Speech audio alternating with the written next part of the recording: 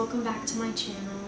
Today I'm going to be doing something that I've wanted to do for a very long time but just didn't have the opportunity. I'm going to be showing you what I got at the thrift store, but instead of clothes, I'm showing you my aesthete items. An aesthete is somebody that feels the need to inject art and beauty into their everyday life and has a very special appreciation for art and beauty.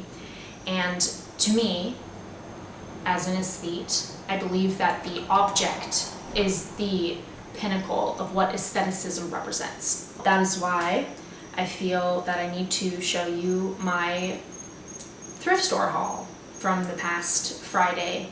I went to the Salvation Army in Kauai, Hawaii, which is where I live, and I was very, very fortunate. I wasn't really looking for any of these items. I was actually looking for furniture and things like that.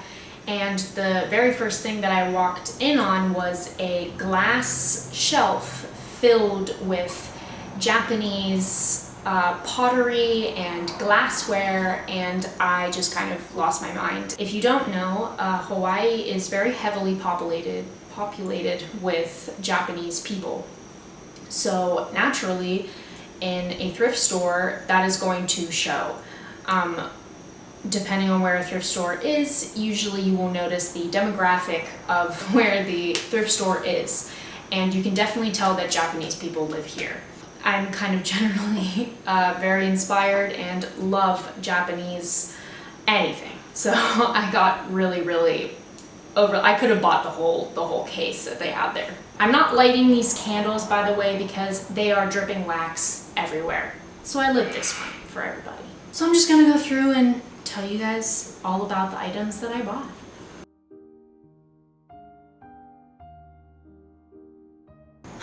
Okay, so I'm just going to show you guys the Japanese made things first.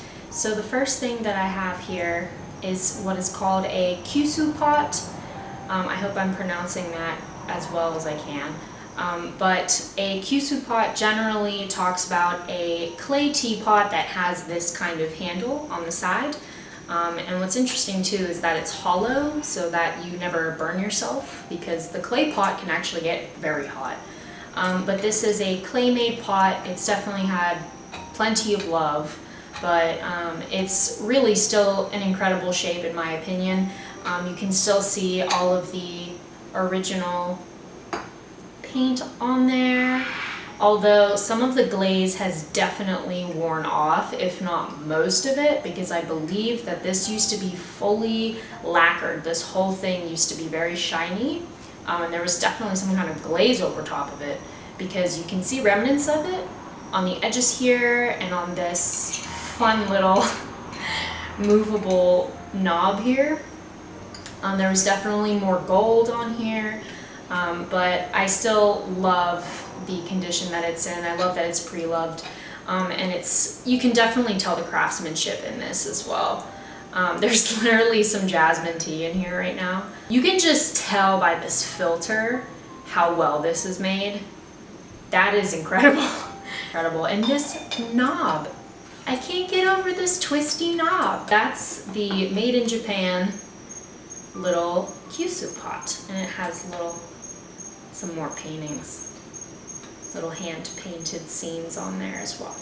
Next, we're going to have something honestly that's pretty popular. This is an ozeki sake set, and ozeki is actually a type of sake, and I believe that sometimes the bottle will come with a set like this. So this is nothing crazy, you know, this is not some kind of expensive sake set. It is made in Japan, which is nice, it's well made. This is all ceramic, and it has that very traditional little blue markings on there. You have the ozeki on the back all throughout. And for any person that loves art and aestheticism, sake sets are one of the most beautiful ways to drink alcohol. Just the proportion of the cups to the hand, and this is a very simple version of a sake set.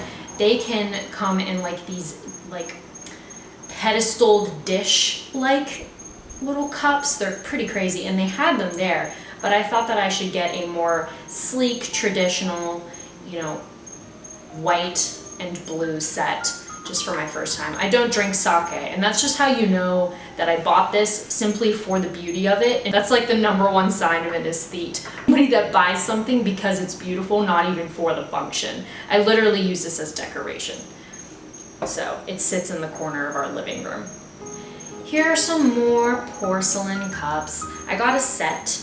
These I actually use, and they are really nice. They are also made in Japan, right here. They have that classic white ceramic or porcelain, I'm not entirely sure the difference, but and they have the blue contrasting line on there along with gold and just the traditional scenes, the cherry blossoms, waves, all things like that. And I have them as a set. I drink my jasmine tea out of here that you saw in that pot. And that pot actually is perfectly proportioned to the cup, so it makes one perfect cup of jasmine tea in here, which is pretty cool. And I really have always loved the way that the Japanese and the Chinese drink their tea. I love the kind of the protocol that it sets for how to drink tea, how slowly you should drink it, how much, you know, the portions, taking your time, essence, and all that. Is really important to me, especially whenever you don't put sugar in it. You don't feel the need to like just gorge on it. So I really like the proportion to the hand, how you hold it. It's very delicate. So I got a set of this, and I really like them. This is, I don't know what this is. It's also made in Japan. It's a small cup. I love anything small, really. Anything that has a limited portion, which the Japanese seem to have a thing for, and I do too. But I just thought this was so cute, so reminiscent of modern Japanese culture in here, just with this cute little motif here. And I thought I could drink like maybe a concentrated juice out of this, like a nectar or something, or even like some espresso or something in this in the morning. I definitely wouldn't be drinking any like alcohol in here generally.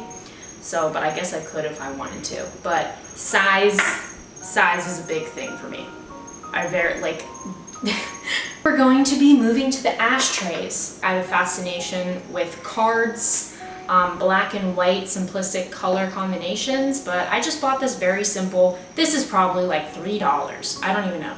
But I bought this because you could just get a glass ashtray, but I got one that had the Ace of Hearts on it, and it's just kind of like, where do you find that? You either find this at a gas station or like at a really cool shop. So I just thought it was very coincidental that I found that, especially since I had done a tile project before this, and one of the tiles had the Ace of Hearts on there. So I thought that was really cool, and ironic in a way. I also got another one for its size. This is more of the portable one. I loved that color combination. I love a good color duo. And now we're moving on to like the more homey stuff, I guess. This, you might find this in your Nana's house. I really like how it's reminiscent of stained glass windows in churches, and mosaics and things like that. And I love this oxidized soldering in the middle here. And I actually, in the future, really want to learn how to do stained glass, and do like a project with that and maybe show it on YouTube. I really like how it looks old and antique looking. And that's me and Joe. I'm just gonna tell you right now, this thing has been a bitch. Okay, here we are, back to the full screen. I am not lighting these candles because, as you can see, they melt everywhere, and I got it all over this table. I did a little bit of shooting for next week's Halloween video using this candle. I burned myself multiple times, so we are done lighting this. When I saw this, I freaked out. Didn't come with the candles, obviously I bought those, but this is basically just a like, I guess this is cast iron. This is a Patinaed candle holder. I've wanted one of these for a very long time, and it reminds me of iron gates, which I have like a sick fascination with. I love iron gates. cast iron gates. It's my goal in my lifetime to be able to work with cast iron. I think that would be really cool. I have a thing for cast iron, like Victorian garden furniture, things like that. So this is in my aisle. It's perfectly patinaed. It's a perfect age. It's actually very bright, like a turquoise in a lot of places. And it's just a great addition to the home. And I love just all of this in the middle, this accent here, the fact that there's 3, it's symmetrical, it's balanced. It's in our bedroom, and it sits next to this guy in the bedroom. So we don't, like I said, we don't like this, but it is really a great addition to the home, and it's a great centerpiece for any table. And I just got really excited because I had wanted a patinaed candle holder for a really long time. Anything patinaed in cast iron is really great in a house that is very eclectic. It's just really, it ties a lot of rooms together, and just putting all of these pieces together was just such a big, it was a big day for me. And then the last one, the last thing that I got, believe it or not, this kind of candle holder is not very hard to find.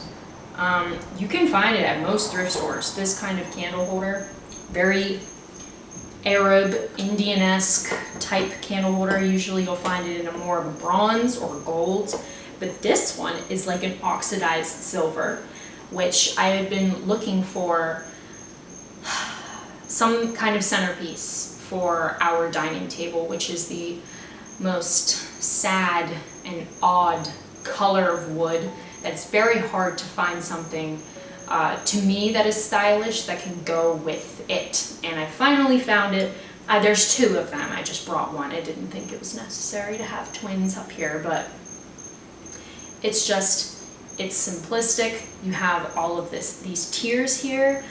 It's not like a bright shiny silver, you know, it's toned down, it's aged. I've always liked that look. I feel like most aesthetes would agree. Like, these kinds of candle holders are just kind of like a staple in your mind, you know? They never go out of style. They always look good with almost any house pretty much. I have a thing for any object that is being put on a pedestal. So, like what I was talking about with the sake cups earlier, how the little baby basin for the sake, like almost like a bowl, is like put on like a little pedestal. How wine has a stem. How like your soap holders, some soap holders have a small pedestal on them. There's a lot of different like objects, household objects, maybe not too much anymore that people will buy, but vases or one of those things. I like any kind of container or something to accentuate the almost everyday or benign object that you have in your house and make it something much, much more exciting than it normally is. This candle would not be as cool without this candle holder. I'm just featuring my little engraved Sippo here. This thing gets really hot and requires refilling a lot more than I thought it would. Anyway, yeah, that is...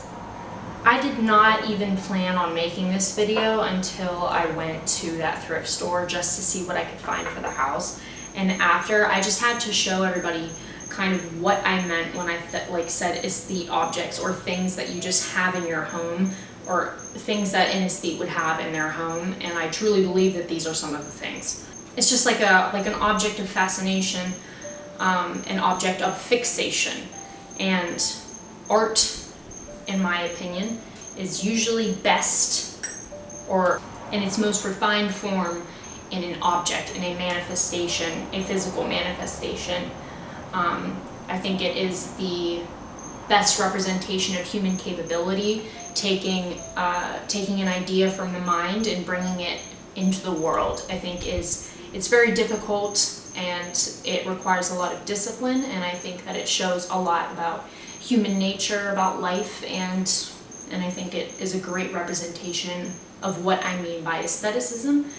So these are just some of the items, and they're in my house now, and I feel much better about my house because they are here.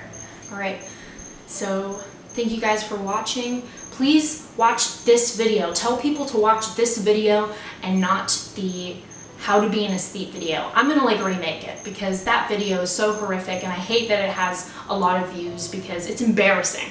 I really, it's, the filming of it was just so bad. I wasn't prepared. I'm a very last minute person and I'm trying to be more disciplined in that respect, but it's hard for me. So don't watch that, watch this. It's more entertaining looking at things than listening to me talk. But yeah, so thank you so much for watching this video. Thank you for coming back, if you came back, if you subscribed. If you haven't subscribed before, then you should definitely subscribe now, or like this video, or comment, or whatever it is. Tell me about whatever object just makes you feel happy and brings you joy just for the actual presence of it in your life. So yeah. I will see you guys next time. Leave me any feedback or whatever, okay? I will see you during my Halloween video. Bye-bye.